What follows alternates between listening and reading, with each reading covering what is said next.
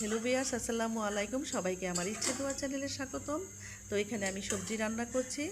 তো প্রতিদিনের খাদ্য তালিকায় আমরা একবেলা সবজি রাখি, তো সেটা হলো রাতে।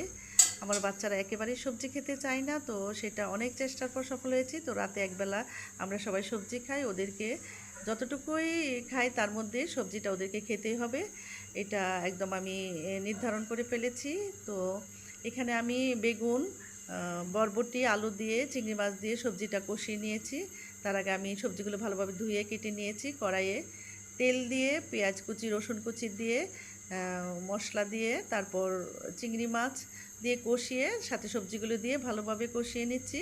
তো ভালোভাবে কষানো হলে আমরা ঝোল দিয়ে দিব পরিমাণ মতো, দিয়ে ভালোভাবে কষিয়ে সবজিটা তুলে ফেলবো। তো আমাদের এই সবজি রান্নাটা আপনাদের পছন্দ হয়ে থাকে, তবে অবশ্যই পছন্দ হলে সাবস্ক্রাইব করে দিবেন, লাইক এবং কমেন্ট অবশ্যই করবেন।